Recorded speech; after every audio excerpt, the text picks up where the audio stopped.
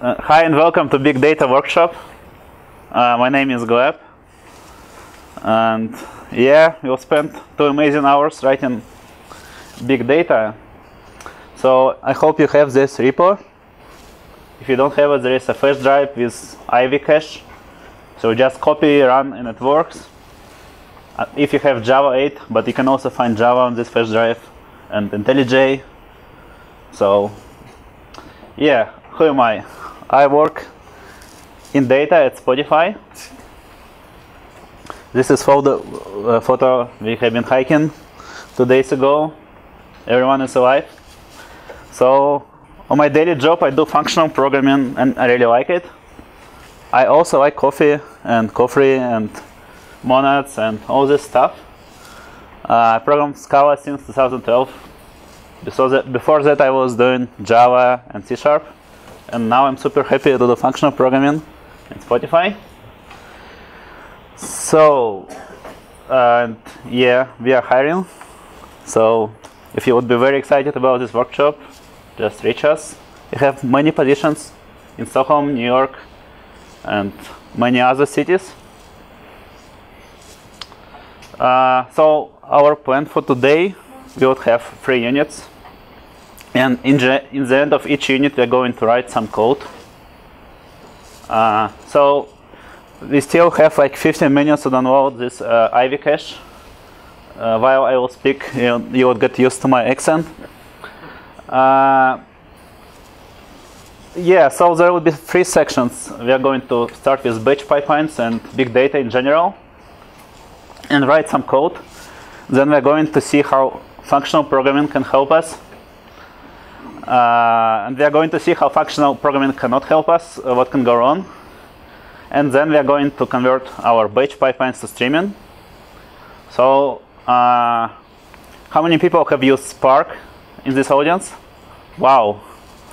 So, and how many people don't know Scala?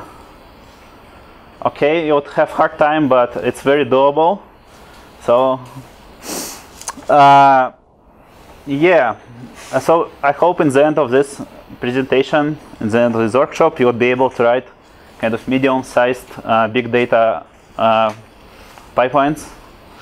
Not big data, but kind of moderate. We are going to use Scio, that is our own like library on top of Apache Beam. Yeah, so let's start. So just while you don't know dependencies, a few fast facts about Spotify. We have 100 million active users, 50 million subscribers, 30 million songs, and 2 billion playlists. And we have a Hadoop cluster. This is our Hadoop cluster. Yeah, okay, this is our first Hadoop cluster. And the problem with this Hadoop cluster was that if we had a sunny day in Sweden, our job has failed because we didn't have enough heating. So now we are serious and we have an enterprise ready rack in our data center space. So we have our own Hadoop cluster with 2,500 nodes, 100 petabyte disk, 100 terabyte RAM, and we collect about 100 billion events a day. And we run 20,000 jobs a day. Probably have used some of our like data power features like Discover Weekly, Release Radar, or so on. And we also use this Hadoop cluster to do lots of research, do some product development, to make decisions, and so on. Actually, this Hadoop cluster is small for us. Yeah, it worked well, but now we are kind of moving to Google Cloud because our data center is too small. So even this 100 billion of events that I mentioned on the previous slide, we don't actually use our Hadoop cluster to do this. We are fully delivering our events using Google infrastructure, and we're really happy with it. Google has lots of experience with big data and has very great data centers and great operations team, and also very great tools like BigQuery and Dataflow that we're going to talk about today too. So yeah, we still have some old code running in our old Hadoop cluster, but new stuff we developed just in cloud, and it works really well. So I will start with a brief history of evolution of big data ecosystem. And it all happened in 2004 when Google published a paper about MapReduce, like classic paper, and it has a very heavy influence on big data world nowadays. A couple of years later, open source community has come up with Apache Hadoop MapReduce. It is sort of open source implementation of this paper, and many people still use it. Many people base things on MapReduce. And then Google kept innovating and published some very nice papers that have very significant influence on big data world nowadays. Like you probably have heard of Spanner database, Colossus storage, Big Table, and there are open source implementations like HBase, there is Parse, Spark has some influence, Crunch is sort of Flume. So there are many papers by Google, and there are lots of open source alternatives of these papers.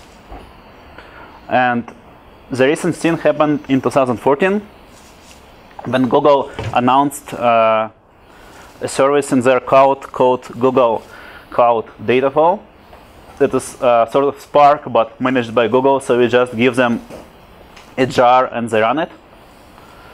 And 2 years later they released a paper, and now they donated this programming model to open source. It's called Apache Beam, that we're going to have experience today. Yeah. So let's start our first unit with taking a look how, in general, very briefly, how MapReduce works. So in MapReduce, you have map, shuffle, and reduce, and you have big data. So you have data that much data that you cannot fit in one machine. So what you do, you take this big data set, like 100 billion events a day, you split it into small chunks, and you download each chunk of events into each machine. And you have a big cluster of machines, like hundreds, thousands. And there is a map state that basically takes elements of your input and applies some function to it. So it's pure functional programming, because you take data, you apply a function. Machines don't know about each other anything. You just apply a function. So just like if you know what is functor, it's a functor. What happens then? We assign to each element a key. So here we kind of have shapes, and we assign a key like a shape, like triangles, circles, and rhombs. So basically, there is a second stage called shuffle, where we assign to each element a key, and we group elements with the same key on a single machine. So for instance, we are Spotify, and we want to count how much each track was played. What we do a map where we key each track by its ID, and then we shuffle data and we collect tracks with the same ID on the same machine, and now we can count them. So you see here we have one track was played 5 times, this played 4 times, and this played 5 times, and we have many of tracks and many terabytes of data, and that's how we solve this problem, by counting how much track was played. It's very low level, it's very complicated probably, but that's how stuff works right now. If I would ever try to include classic MapReduce Java code example to slides, you would never see anything. It's very large. So nobody uses MapReduce nowadays, almost plain MapReduce. People use something like Spark, something like Scala that still uses ideas of MapReduce and has much better API. So we are going to use Beam. It's sort of a high-level API that allows us to do these shuffles, MapReduces, without much thinking of it. Basically, what you do, you describe some graph, how computations should be performed, and then you send this graph to backend. So there are SDKs to do it in Java and Python, and it's sort of a decouple of model and backend. So there are different backends that can run these models.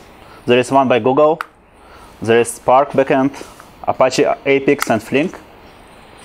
So, and also there is one backend we are going to use today. It's like local backend when you just run stuff on one machine. And it's very useful for testing and for checking out stuff without setting up a big cloud environment. Yeah, so Beam itself, it's not like a distributed processing framework. It's just a model that describes how to do stuff, and then there are different backends supporting this model. Yeah, and if you have any questions, you can interrupt me and ask these questions right away. Yeah, and you see it was Java and Python, but in Spotify we program our data in Scala. So we really we used Scala before this. We used Scala with Cloudin, we used Storm, and some other things. And now we wanted to use this Beam. So what we did, we developed our own layer on top of Apache Beam, and it's called Scio. It's a Latin verb saying I know, I understand. I have knowledge. And we have about 200 people using it in Spotify internally, and it's open source. That's what we are going to use today. What is that, Scio? It's name of library for Scala that we're going to use today for big data. Yeah, it has lots of FP. So here is the code. You're probably wondering how it works. So yeah, we're going to use Scala, and we have an event that somebody played a track, user and track ID. So what it's like, if you know Spark, it's 80% copy pastable from Spark. You can just copy paste and change a bit of things. It's very, very close to Spark, but there are very cool things that are not in Spark that are in Beam. I'm going to mention them later. But here we want to count how much times each track was played. So we do map. We assign a key of a track ID, and we assign one that it was played once. Then we can do a reduce, as it was on this previous picture. And then we get a sum by each track ID, like this track was played 10 times and so on. And then we map it once again, wrapping it into fancy structure that has some field names, not just a tuple. So this works. It can handle a lot of data, like terabytes. So how it works? There is something called S collection. It means a collection of elements distributed among our cluster nodes. It has lots of functions like map, flatmap, and filter, and you can find more in your cheat sheets. We are going to use them today. There are also some operations that you can use only if you have key and value. So if you key something by track ID, you can reduce it. So basically each group with the same track ID would be reduced by this operation, and this operation assumes that it's associative. And if you know what is semigroup, we're going to touch this a bit later. You can use semigroups, you can use cats and other functional programming libraries. So yeah, let's see some code. So does it still download dependencies? Has anybody succeeded downloading everything? Okay, we'll start really slow. We'll have a bunch of time. So, and we'll start with not coding, but with going through some code that I put in this repo.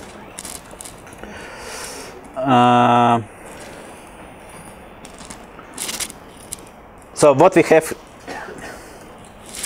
have here, we have sort of a data model.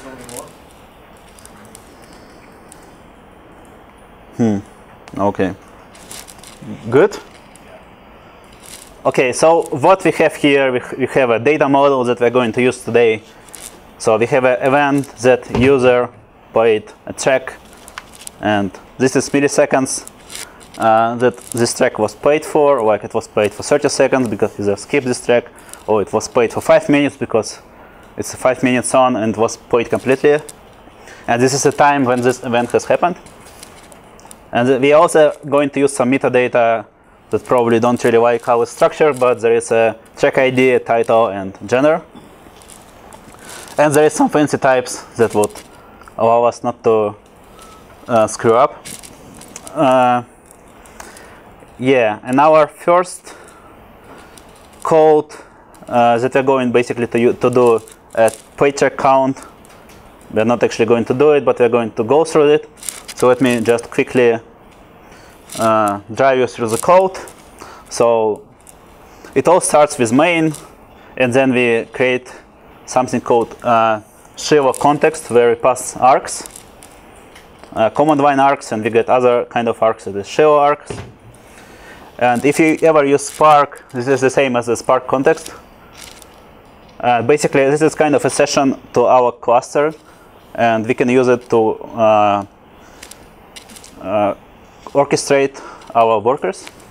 So what here we are going to do, we are going to read Scala Avro file from this directory, and you all have this data. It's just some random events. And then we are going to call our pipeline, and then we are going to save it. So this is our local files. You have them. It's not real data. I just pre-generated it randomly, just like 100 records. And here is the code.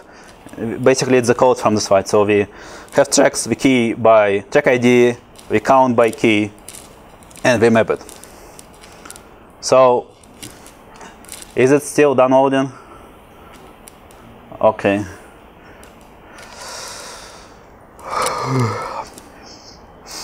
Okay, so then those of you who downloaded, we can proceed with exercises.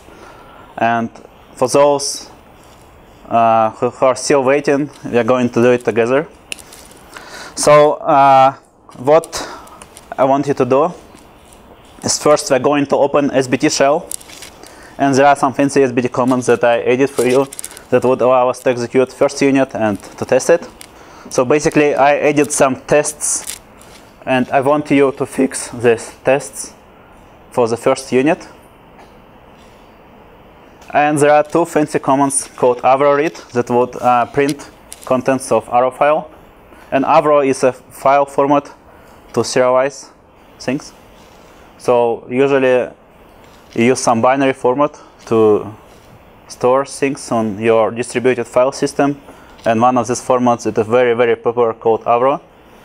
And I used a library called avro4s that allows us not to write a bunch of JSON, but just write Scala case classes, and it gets automatically mapped.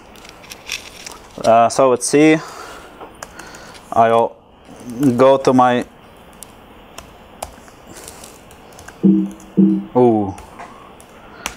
I'll go here. I will write run SBT shell.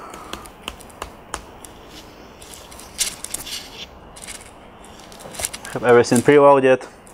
So I will write run unit 1. It runs the job on my machine. It finishes in 7 seconds because it's very small. Then I do avro rate of in.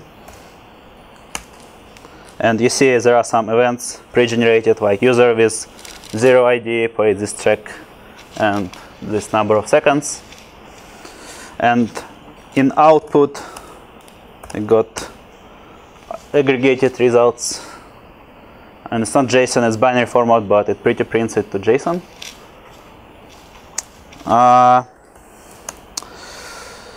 So what I want you to do is to run test unit 1. Oh, test unit 1. Okay. I want you to run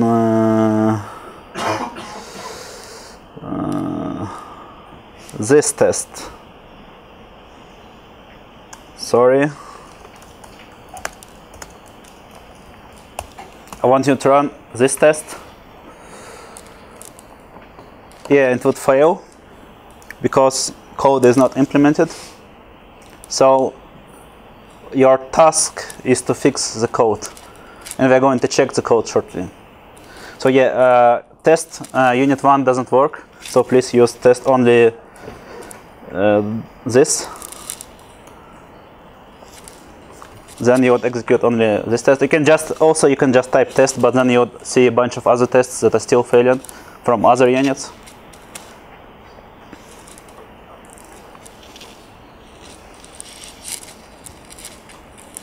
And yeah, if it's still downloading, you can just take this flash drive that is somewhere, and there is the whole cache of Ivy in this flash drive.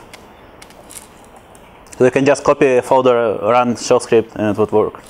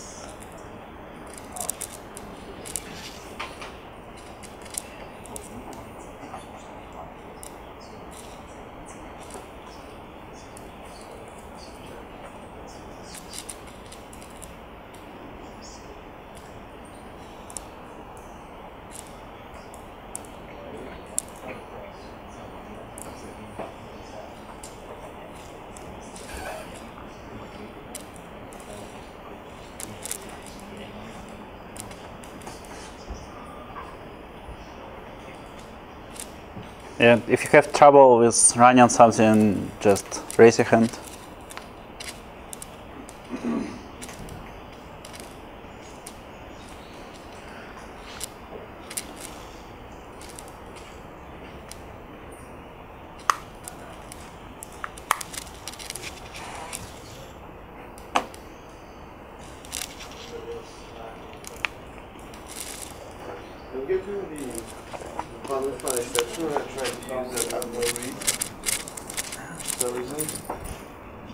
So the unit 1 passed, the test only passed, but the upload read in just tells me there's no... Just play track. Oh, did you copy it from? Track, okay. Oh, you can use auto completion actually. It works. Oh. Okay, thanks.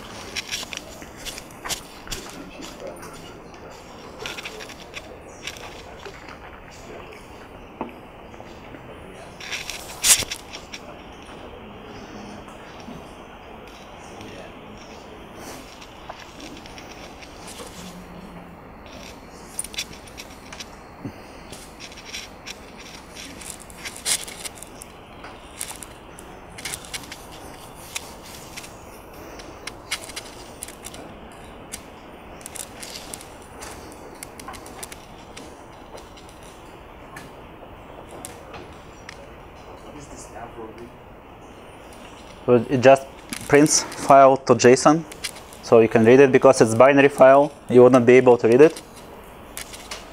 So just SBT comment, you can write over it. So just for you to get an idea that we input this data set and we output a different one. That's a command that you made? Yeah. Yeah, it's not SBT workshop, but you can add SBT comments. You can probably check this out later, but it's super convenient for debugging. And basically, if you're going to see what's inside this folder, so here you'll see one Avro file that is a binary, and in out you'll see many Avro files, and many because each worker writes it separately. So in the real world, you use something like Hadoop file system, or use like Google file system, or whatever. It has not one file, but it has like 1,000 files, and it means that you can run 1,000 executors that will read it in parallel. And when you write, you also doesn't write one file, but it writes many of them.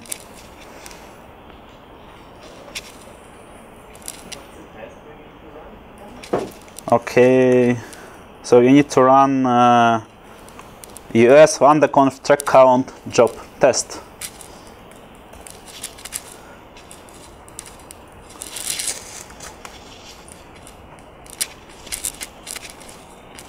Oh, I will make it bigger.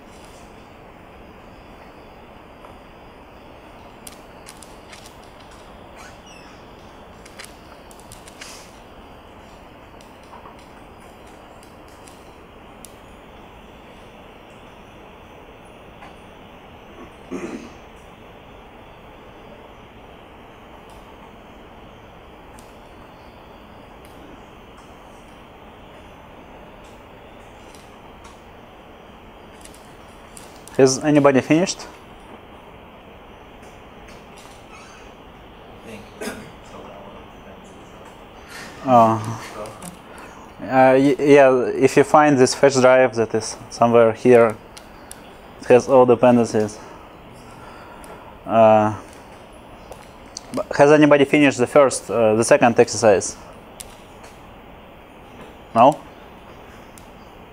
Everyone is downloading?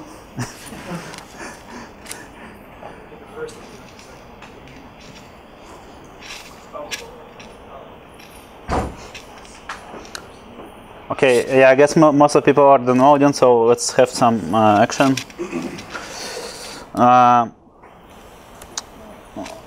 So, let's do it together. Like, okay, so we have only page tracks, so obviously we should do something with it. So, what are we going to do? Okay. And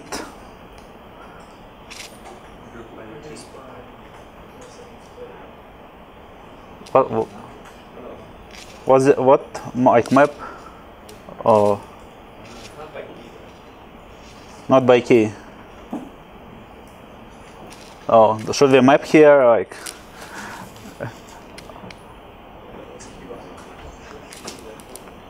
yeah, let's key by user ID, or we can also map. So actually, doing key by is the same as writing like this. Like this. So it's just a syntax sugar. But here what we can do, we can put a MS plate, because we want a MS plate for each user.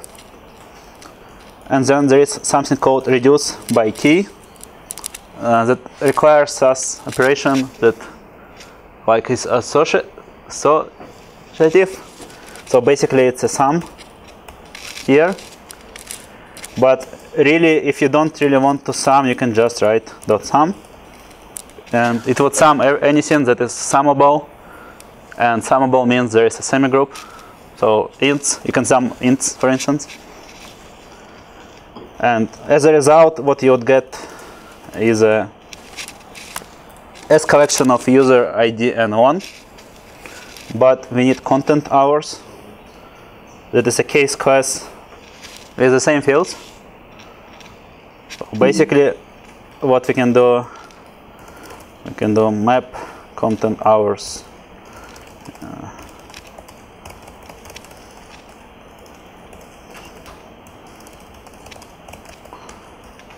Like this.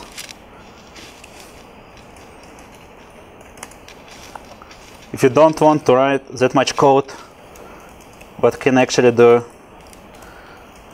something like this.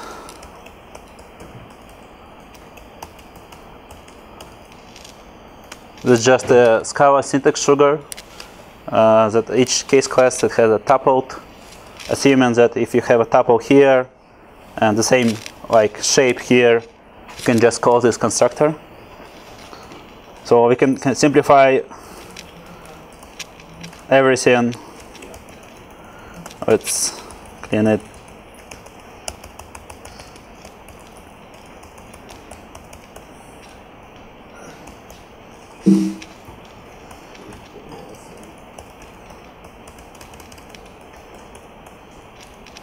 Just by doing this. So let's see if tests pass.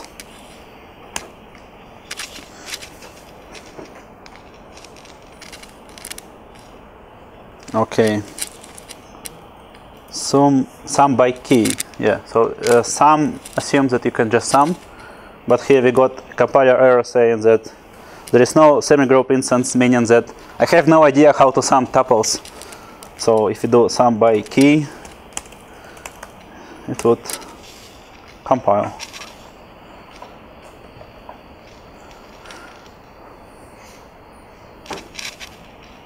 Yeah, you see this test pass, so now we have one more to fix. Does it make sense? Okay, so what we need to do next is to get users who streamed who listened more music than others, like top N users, given our page tracks. So any idea how to do it? Start by calling the previous method. Do you want to reuse previous method? Yeah. Okay. So we can just call it. That's what we can do. And if you looked at this cheat sheet, there is something called top. So we don't have to invent our own top. We can just call top. And this would give us a compiler error saying that we get S collection of each terabyte, but we want just S collection. So I need a flat map identity. Yeah, you just need a flat map identity. Could you just do flat? There is no flatten. Yeah, because it was a design decision to keep it minimal. But yeah, if you use Scala collections, you will just flatten. So let's see. Oh, okay, it's because of Scala.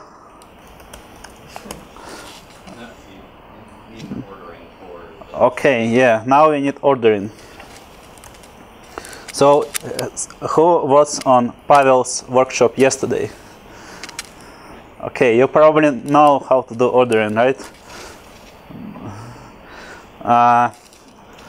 So, basically, you can define an implicit instance, or you can just pass it here. I will write it down, ordering by ms Python.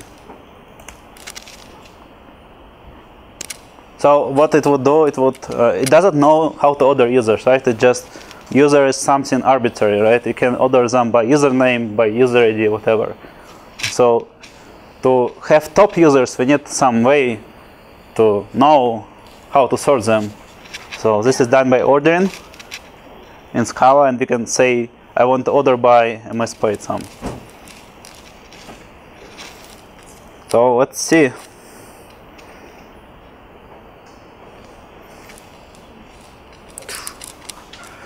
So it works. Tests are green. Yeah, let's ship it. It can handle probably like terabytes of data. But yeah, sometimes it would crash, and we are going to talk about this in the next section, in the end of the next section. But now let's go back. So I have much more slides, and now we go to Unit 2, where we're actually going to use some functional programming and some fancy stuff. So we actually used a bunch of functional programming even right now. So we used immutable data structures like case classes in Scala. Also we use some, like in Haskell it's called new types, to not to have just track ID as an int, but as a any val.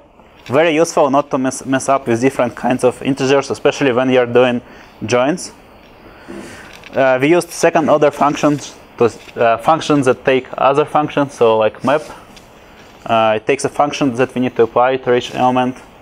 Like reduce by key, it takes associative function. We also used first class functions and lambdas. So instead of, like, if you ever used classic Java MapReduce, it would not fit any slide because there is no first class functions. Okay, right now there are first class functions and lambdas, but in 2006 there were no first class functions and lambdas. So it was completely unreadable. But in Scala it's so nice, you can just have one line of code that does what you want to do.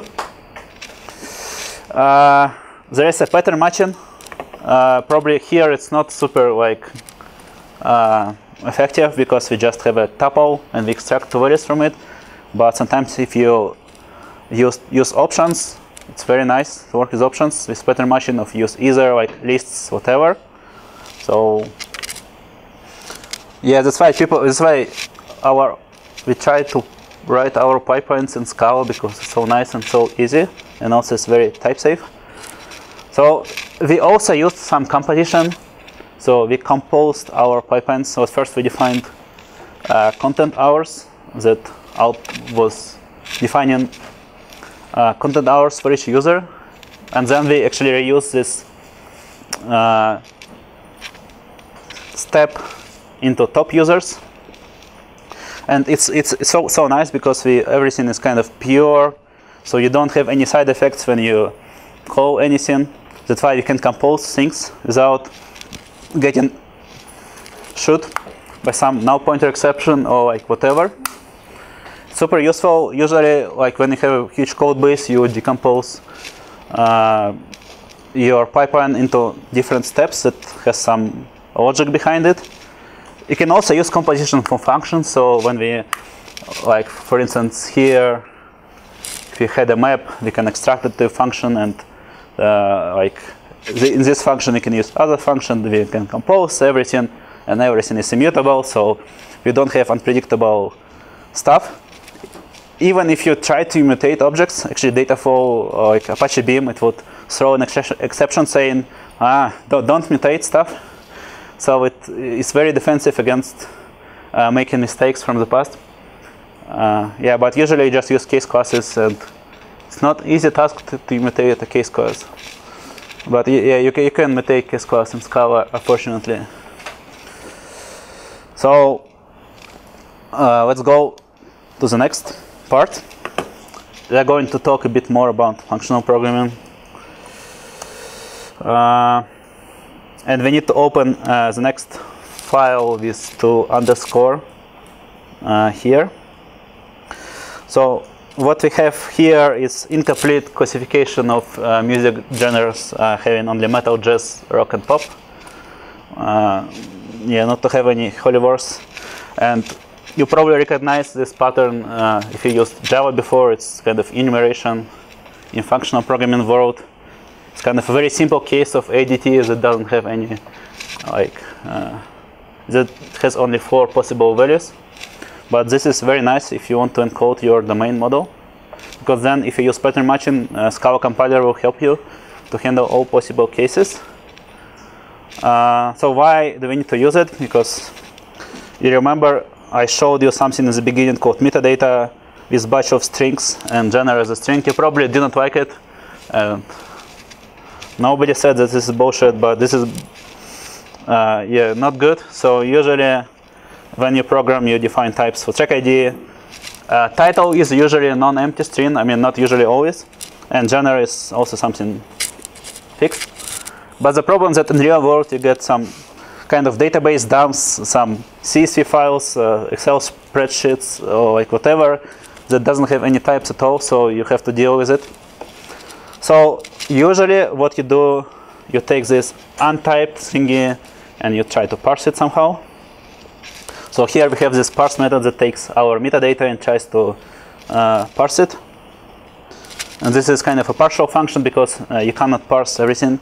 Like if title is empty, it's none, and so on. So it's the best you can do. You can just keep it and probably log an error message, or it's not probably a good idea to crash this whole pipeline. So what this part is about, we want to count different tracks by different genre to build our new recommendation system. So what we need to do first is to parse our CSV file or whatever that doesn't have any types, and then we are going to build a second method that would just basically join two things together and count how much plays per genre this user made, so we can build recommendations, for instance. Yeah, and you should be able to just type test unit 2. Yeah, and it works. So yeah, there are 2 tests and both of them crash because implementation is missing. And I want you to implement this. Yeah, and so is there people still downloading dependencies? Raise your hand. Okay, then, oh, yeah, it's 300 megabytes of jar files. So, okay, then we are going to do this in parallel, or somebody can go here and type. If, yeah, is there anybody who wants to type code? Oh. I'm here. So if somebody wants to type code, you can type here because I have all dependency cache in my laptop. Yeah, and we are going probably to discuss it together. And I have a Vim integration, so if you don't use Vim, I'm sorry. You use Vim? Yes. Okay. All right. Because if you didn't, then I couldn't do it. Oh, okay. I don't know if I know how to use it otherwise. Did this streaming mode tests pass? Or do we need to do something else? No, streaming mode is the last exercise. I'm going to do it in like 30 minutes. Okay. Like, not 30. So it's normal if I run the tests for one. Yeah, yeah, there are a bunch of tests failing, and that's the whole point. Okay. Oh, Control O doesn't go out. Doesn't go back. Anyway. So I also have a caps lock with control. So Yeah. Oh, caps lock for control. yeah. All right, let's see here. No, see, But what do I want to do? yeah, how you go back? Like you need Control I to go in, Control O to go out. Oh, okay. You shift. 'Cause I Shift went to O. Shift O. Control. Oh yeah, No, I'm because trying to go back, like back where I was. Where was? Oh, I was right here. Never mind, I found it. Okay, so we want to parse metadata, type metadata. So where's metadata defined? It's not like direct. Is it in here or is it in a different? so metadata is defined in this file. Oh, okay. Okay. So basically we have two Okay. fields of type string, and we want to make some fancy types like type metadata with non-empty string and genre. Okay. And okay, to help okay. you, I made a function that parses a string. Yep. And I just not showing to you, but to everyone else. And there is a second function that actually parses a string here. Yep. So, did you do fat maps with Pavel yesterday, or with somebody else? Okay. So then,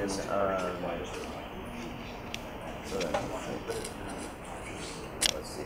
Yeah, my caps lock is escape, so I'm gonna probably screw that all up. But let's see if I can do it. All right, so we have data title, and then we can do.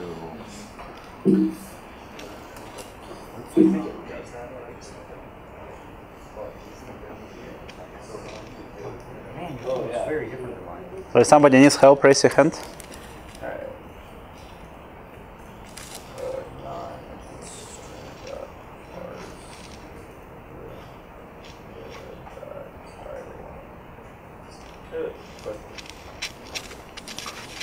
I've done a bunch of scalding whenever this before. So in scalding, generally to like do reduce and things like that, like you don't. There's like a core collection, and then there's like a grouped explicitly. Yeah. How is it that you don't need that here? Oh, there is no such thing in Dataflow. So in scalding, they try to optimize a number of shuffles Okay. by doing this, but it's not done in Beam. So it's just. Yeah, but there is implicit quest. So in Scala, it's done a bit differently. Yeah, basically, if you have a S collection of key value, you get a bunch of free stuff like this one. Right. But is it doing some sort of magic to make it happen? No, it just relatively quickly, or is it just the way Apache? so if you do 2 times, so in scalding, if you do key by the same key twice, and it would shuffle 1 time less. I guess really my question. So if I have like an S collection of k long, is this is it modeled some way, and like all the longs are together with the key already? No. No. No, it would shuffle. It's like lazily shuffle. So when needed, it would shuffle. Okay.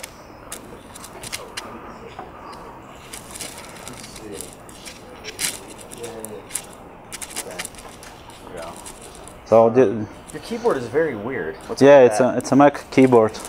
So so basically, it's like sort of a functional programming exercise here. So what we want to do, we want to call parse 2 times, and we want to do for comprehension. Does it look familiar? So basically, this is a syntax sugar for doing a fat map and map. Generate the. Yeah, there is a special shortcut. Okay. So basically, this is just a syntax sugar to do a fat map, and then we do map again, and then we return type metadata. So here what would happen if you cannot parse like gener, or if you cannot parse non-empty string, it would just return none. Otherwise it would return some, and we would get our fancy type back.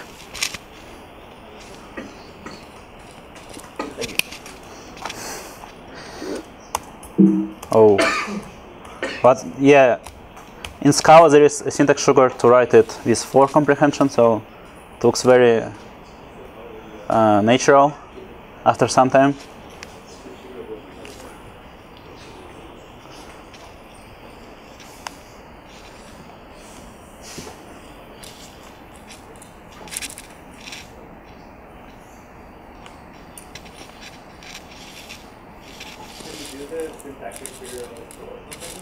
So if you use IntelliJ, there is you press Alt Enter and there is the sugar for comprehension. What was it? Alt Enter, yeah. So yeah, and it depends where you do it. Yeah, if you do it inside, it would desugar everything.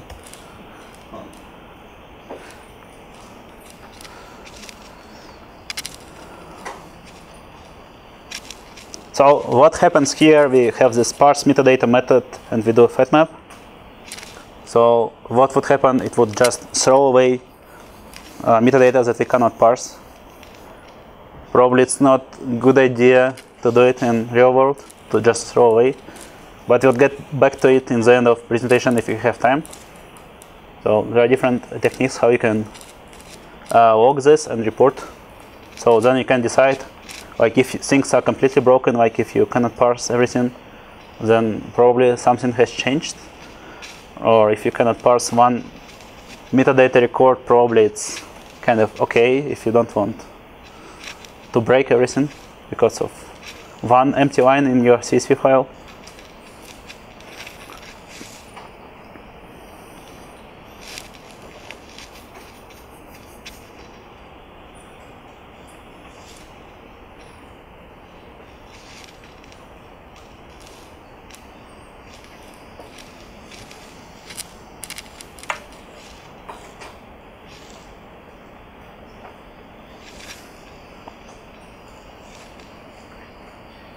So in the second method, you would need to join, and you would find join in as collection that has a key.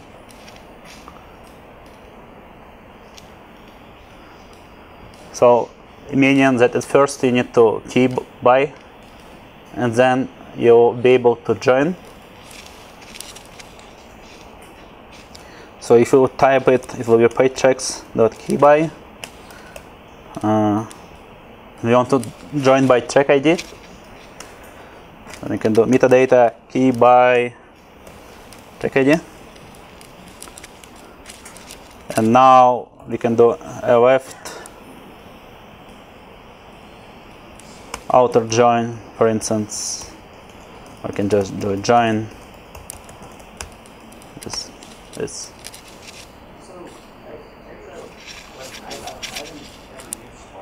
Uh-huh. It seems like using lambdas and stuff might be inefficient, right? Because you end up sorting and having to go through all the data in memory. Does Spark have some way of making that efficient? Because you imagine compare with traditional data or something, you have to basically stick all that data in your process memory in order to process it. So how does Spark? So here we don't have Spark, but we have Apache Beam. But it works very similar way as Spark. So it tries to do things as lazy as possible. So for instance, it has some optimizations like map fusion. So if you do map twice, it would do it with one stage. It also does some optimizations, but if you compare it, for instance, to Spark data frames, it's not as efficient because you can write any Scala code anywhere. So it's not able to understand what you're doing actually inside. So that's kind of a problem, but also you have a great power to do whatever you want. And in the real world, it's not a performance problem. So performance problem happens. So So the most expensive and the place where you have real world problems is shuffle.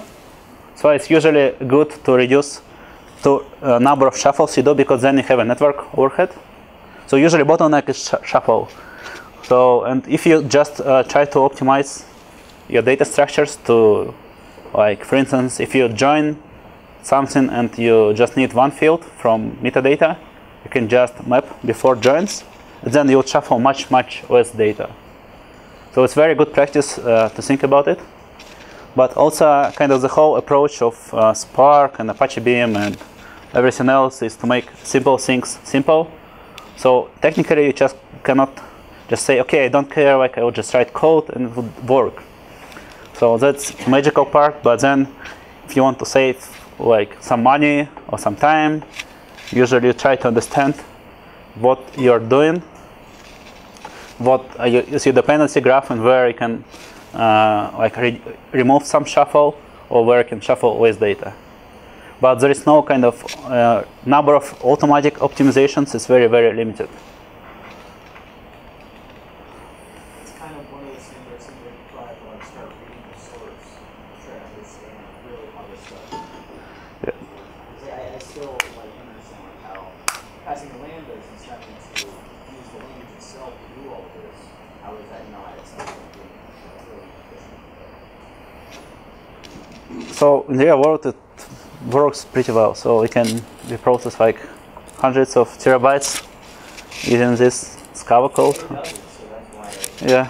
So yeah. So in Spotify we use Google Dataflow, and there is code written by Google engineers that is very reliable. So it just works. So okay, let's finish this exercise. So now we can join, and basically what we get as a result is X collection of track ID and a pair of byte track and type metadata. So then what we can do, we can map it. Okay, so we need to get how much space by genre. So let's map it. Track ID, byte track and metadata. We can do. We need user ID. We need metadata genre, and we need that it was played once. And we can do it in a way that we have a key value, because then we can just sum by key and map. Here we get user ID, genre.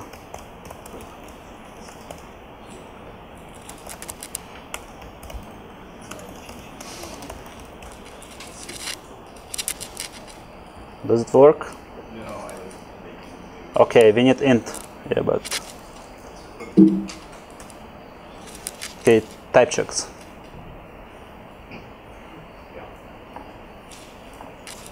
So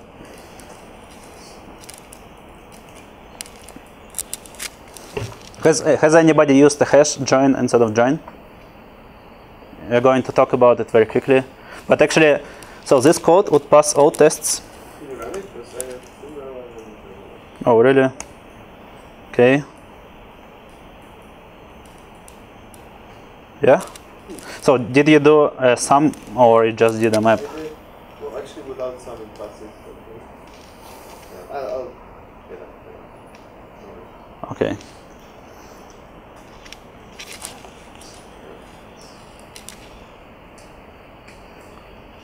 Can you do the same thing with group by? Yes. What do you want to? Okay. Yeah, you can do the same with group by, but I can show you why you should not. So yeah, so here instead of summing by key, you can do group by key, and then for each group you can like sum things, right? So you would have you can do. Oh, sorry. You can do map values, and then you can sum them. So the difference between writing like this and